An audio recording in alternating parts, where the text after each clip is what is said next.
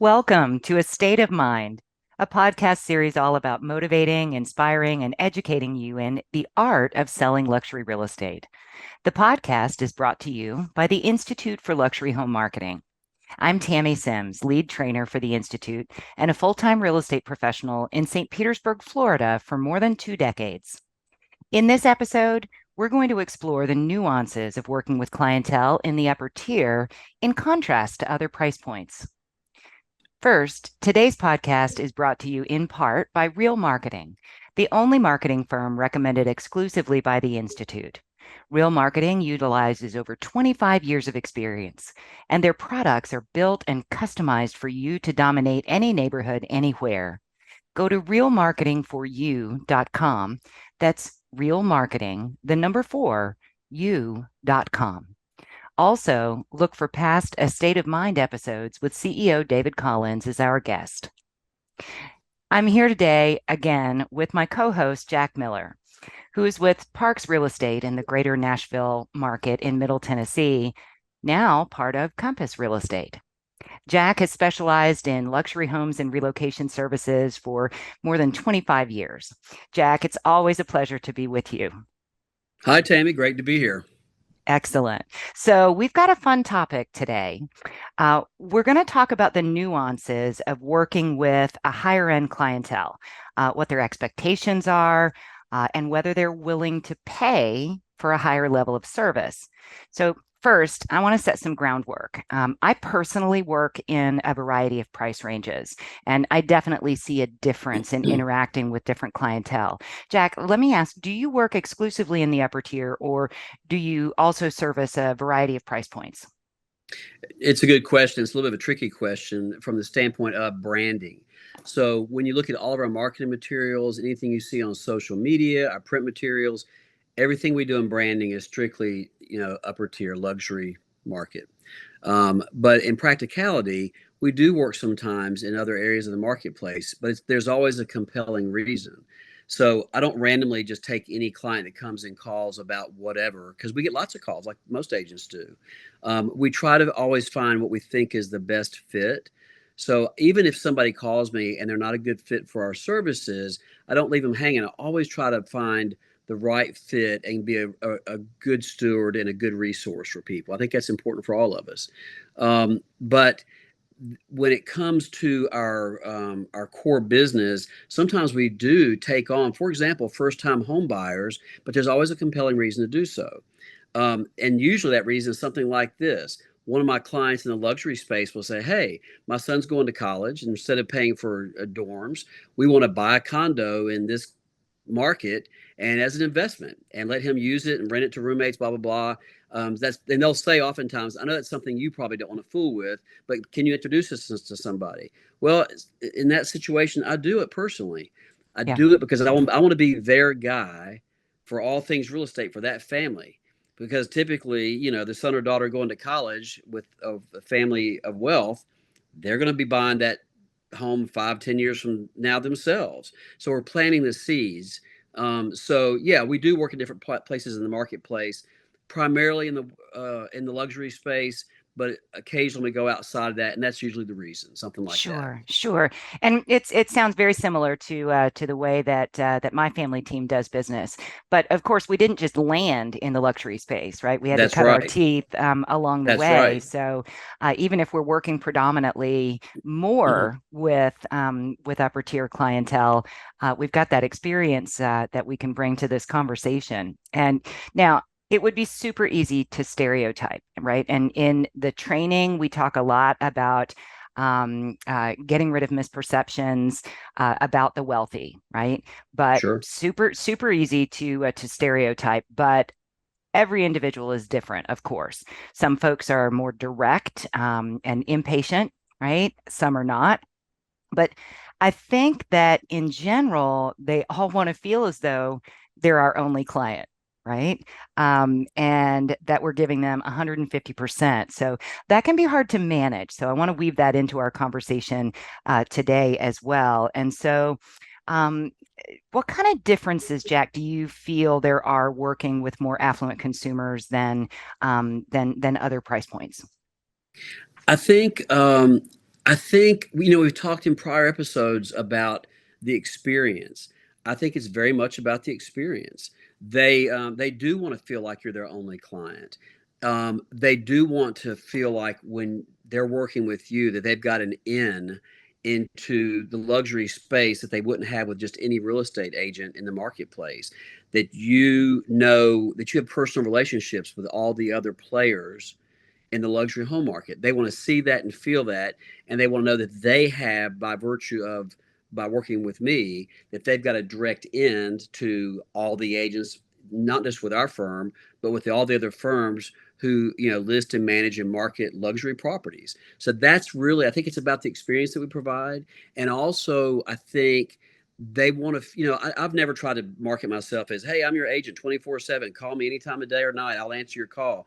We don't do that. But at the same time, when we first talk with our clients, we talk a lot about communication, but they know if there's something really important, really pressing, they don't need to wait till the next day. And I think that's probably the same experience they expect with their wealth managers, or their when it comes to private banking, that sort of thing. They probably have that expectation of all the folks who work with them, and we certainly want to meet that expectation when they're working with us.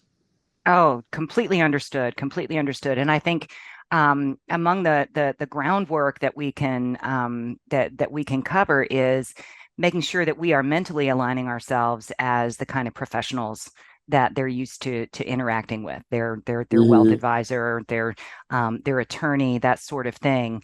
Now, most of my high-end clients, for whatever reason, have been totally down to earth and really quite reasonable. I can give tons of examples of fantastic experiences that I've had, but there have also been some real doozies. And so I want to, for the maybe the fun factor, let's talk about some of the more extreme examples that we've experienced. And I'm going to start on this one.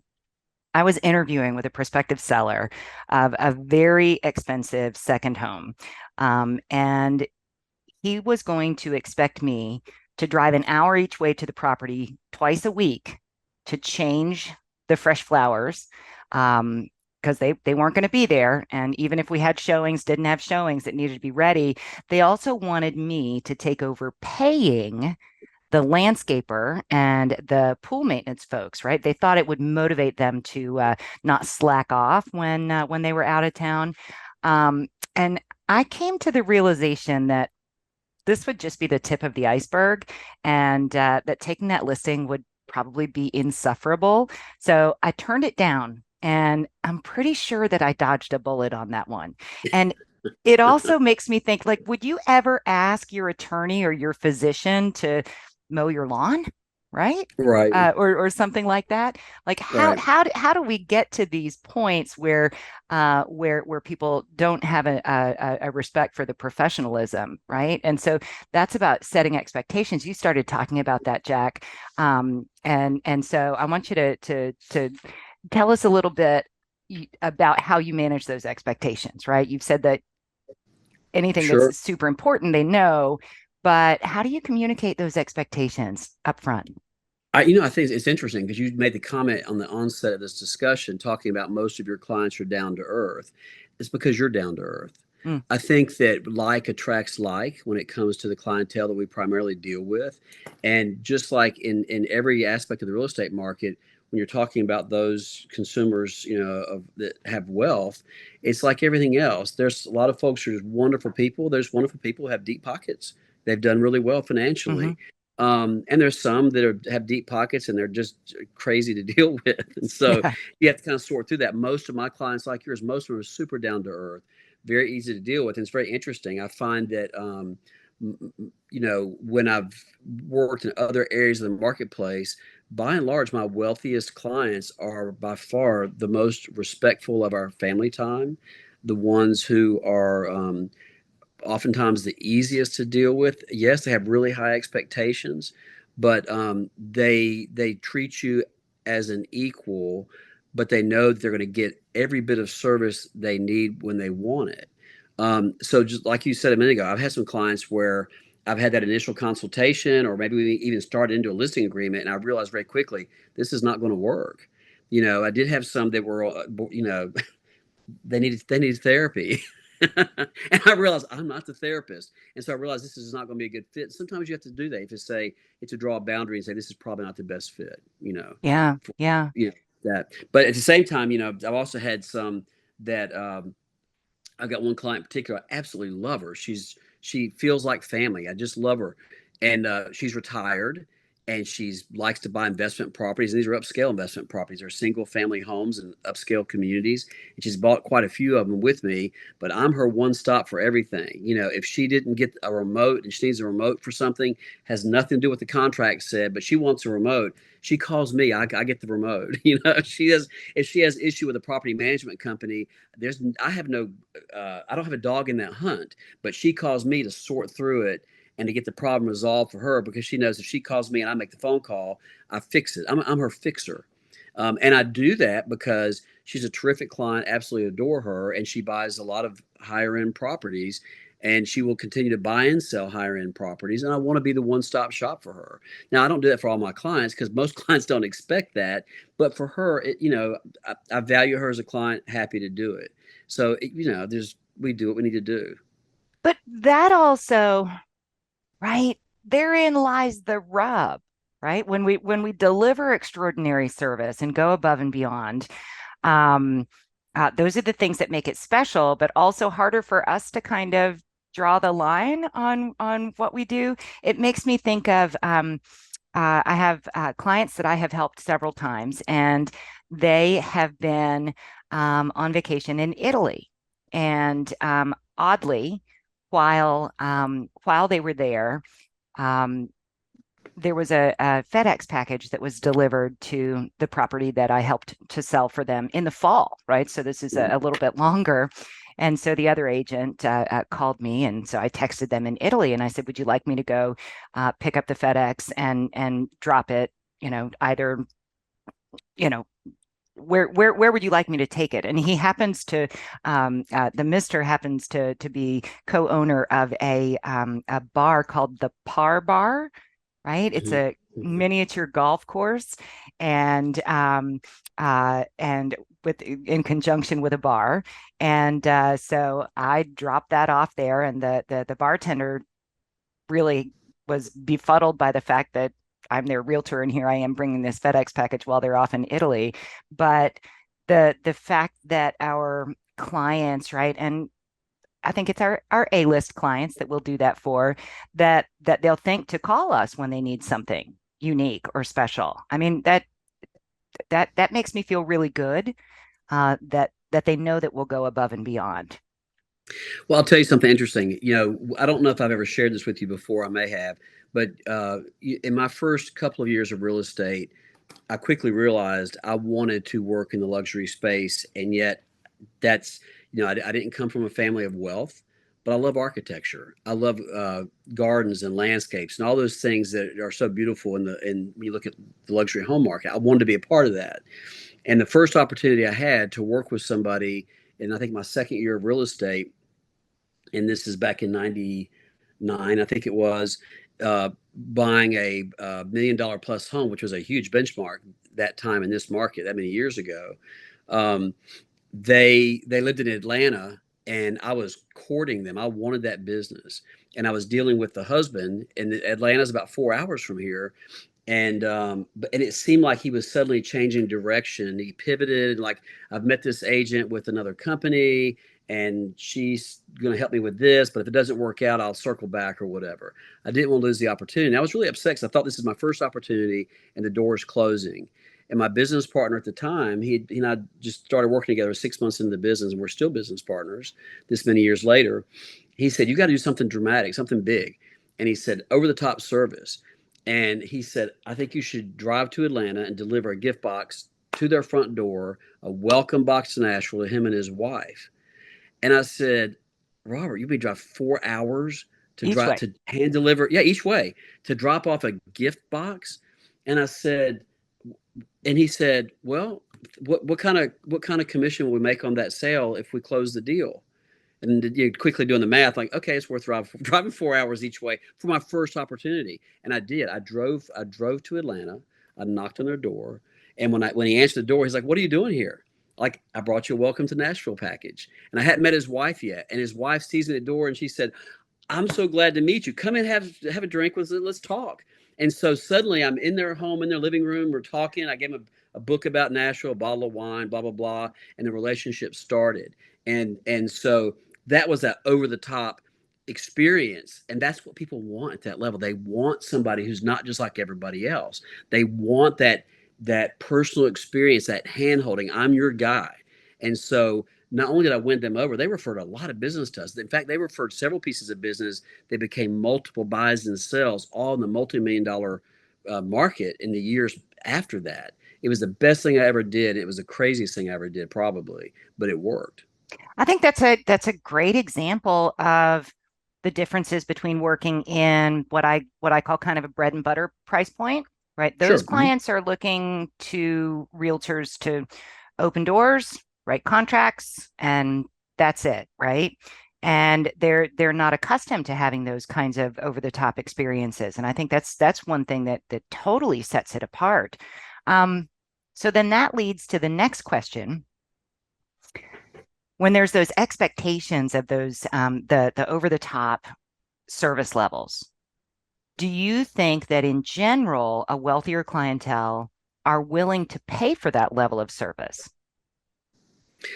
Yeah, I do. Absolutely do. Because this topic's come up a lot lately. When we discuss the NAR settlement, it's definitely a hot topic. But I think they absolutely do. These are people, if you think about it and think about brand awareness, we've talked about brand Hmm. awareness in prior podcasts. You know, when you drive a car or you buy a condo, what that car looks like and what that car experience is, there's a broad range. And the folks who are buying $200,000 cars, um, could they buy a car that did all the same stuff basically for fifty to $60,000? Basically, they want the experience, they want Yeah. the brand, and they're willing to pay for it. They want that experience, and that's the same thing when it comes to real estate broker. I found early on, that's one of the first, I think, aha moments I had in the luxury space when I was talking to potential clients who had homes in some of our finer neighborhoods. You if they had a broker that they were very loyal to, they were quick to come to the table with that and say, so and so's our family's broker and they've been our broker for the last 25 years.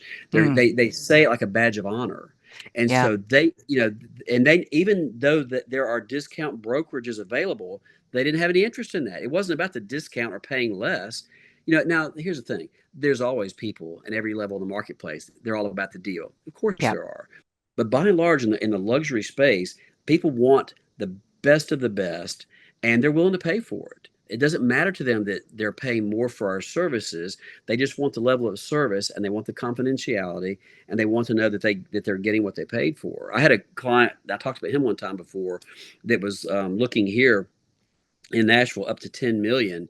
And before long, he was starting to expand his search, and he was bringing up houses in the state of Tennessee that were hour and a half, 2 hours, 2.5 hours away. But he was looking up to 10 million. And I didn't want to lose that opportunity.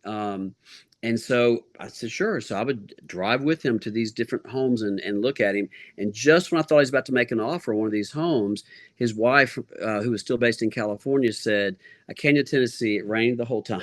It was cold. It was in January. And she said, Oh, yeah, I know. She said, no, I don't want to come to Tennessee. I've decided to come to Florida. And sadly, Tammy, you and I hadn't met yet. oh, Um, so I was really discouraged by that. But he asked me, he said, do you have broker contacts in Florida? I said, sure. So I introduced him. You've heard this story. I introduced him to one of the brokers in our network in Florida on the coast, and he wanted to have private boat tours of waterfront communities and waterfront homes. So I talked to some agents down there, found one that lived on the water, had a boat, and that is exactly the experience that we arranged. He gave or excuse me, the agent gave a boat tour to the husband, and then she came in town a week later. She gave boat tours to her. She wined and dined him. They bought an almost $20 million home in Florida. And it was, once again, it was a wonderful opportunity, but that's what they expected. I could have just said, "Oh, I'm so disappointed," and they just could have gone off in the wild blue yeah, yonder. But we made that yeah. personal introduction. Once again, we brought that value to the table. And the best part of the deal for me was and I don't recall if I shared this with you personally. When he was signing the contract, he stopped and made a phone call. He called me privately. He said, "Before I sign this contract, I want to make sure that you are being compensated by this introduction because it made all the difference in the world." I said, "Don't worry." I said, "They're taking care of me, and I'm so happy for you guys." And yeah, it was terrific, terrific experience. And that's exactly what was going through my mind when you were talking about that, right? So it'd be super easy to just be disappointed and let that one walk away. But I'm thinking about the referral fee on a $20 million property, Right, right, right? yeah. That That was is actually that, not Yeah, that was the what biggest referral that was made within our international network that year, and one of the biggest, I think, referrals they've ever had through the network. But yeah, that's really what it's about. Because we had, by virtue of riding with him, an hour here, an hour there, 2 hours here, 2 hours back. you You know, got to you know develop each this other. relationship. We got to know each other, and he trusted my judgment to make that personal handoff. And of course, I want to make sure they had the same experience there that they had here. And so I made sure that I got a broker that wasn't just the random, here's somebody who's our next up in relo. It was somebody who truly could meet their needs. And that's what they're looking for. And they're willing to, and like Absolutely. you said, they're willing to pay for it. It's one of the things I always tell other agents when they're, again, trying to enter the luxury home market.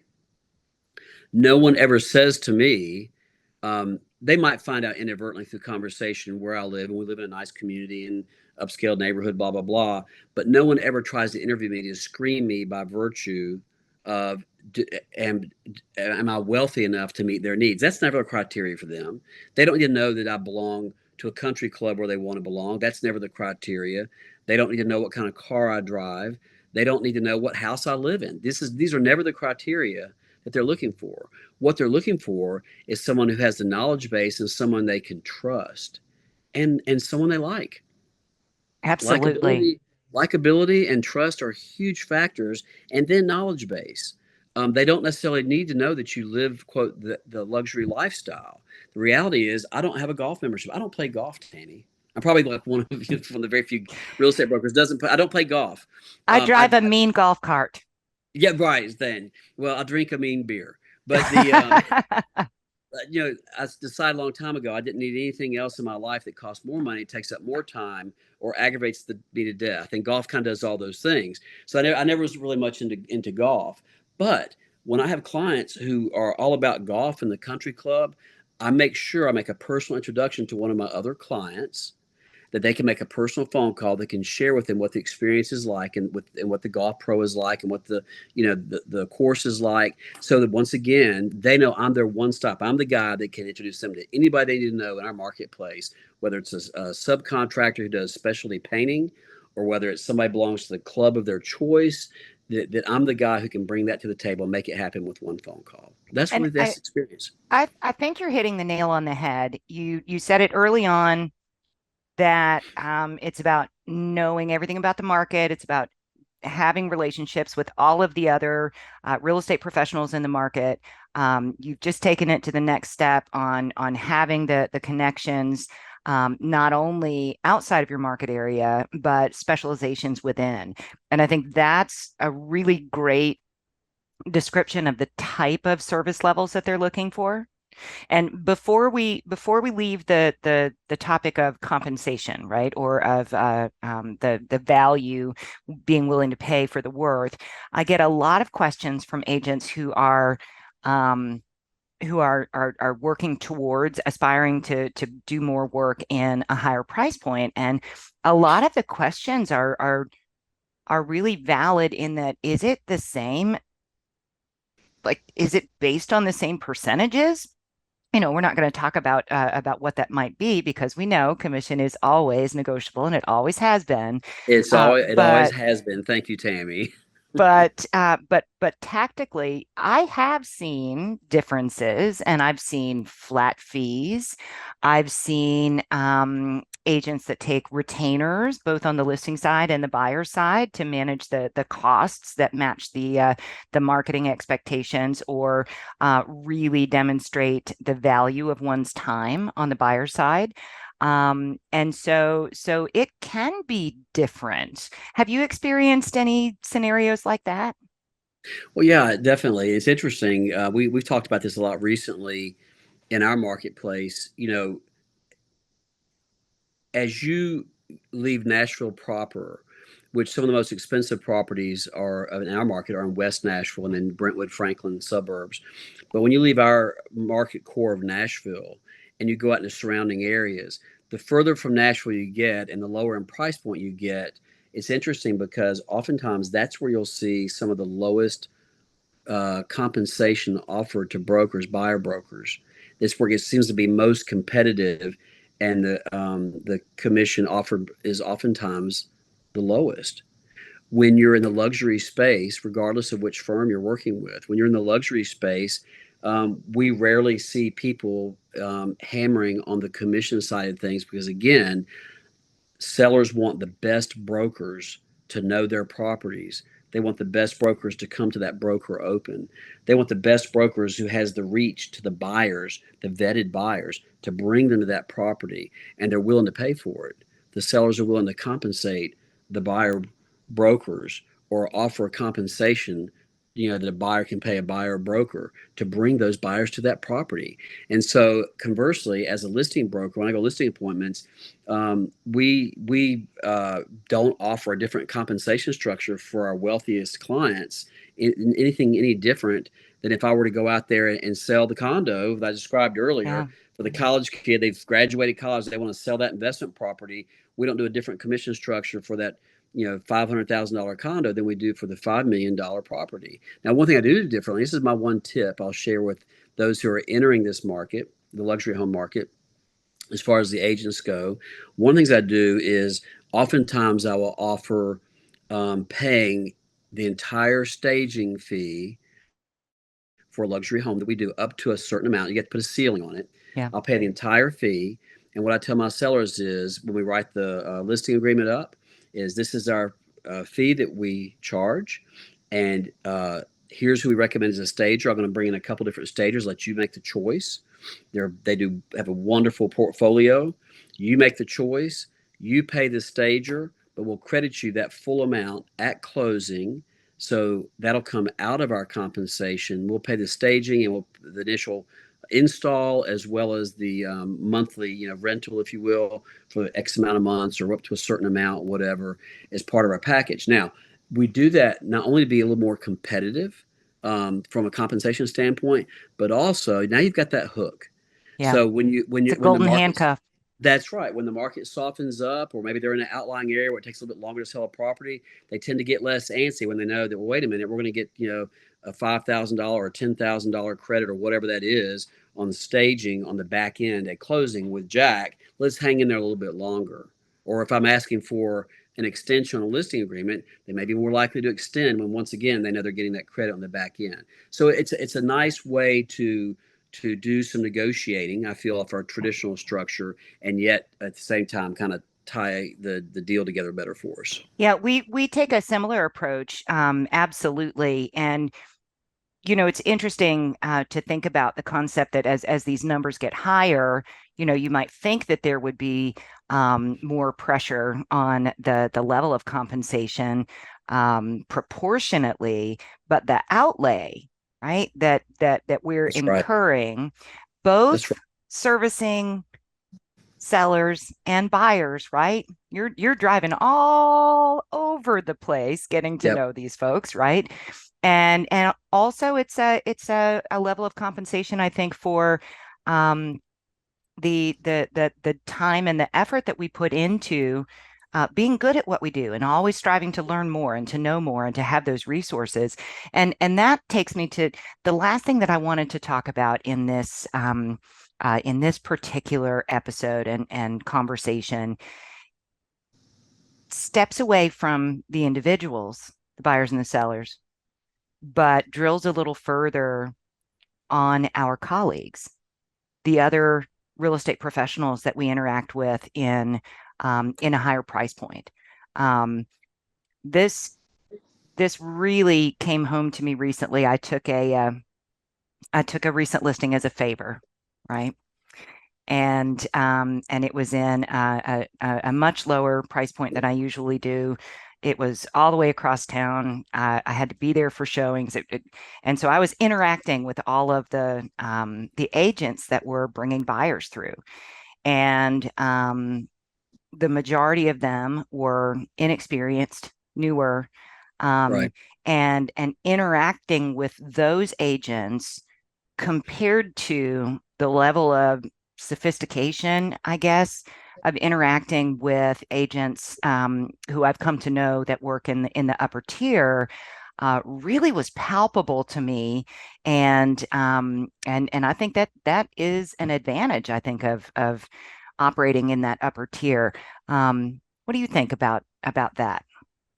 I had an experience this past week actually. So funny because in the last week I worked with an entry level buyer. Well, I shouldn't say entry level buyer, a buyer who is has other homes, and so she's buying another home here that will she'll give to her son. But essentially it's entry level. It's like a $400,000 to $500,000 price point. I rarely work in that price point, but she's an employee of one of my other clients. Hmm.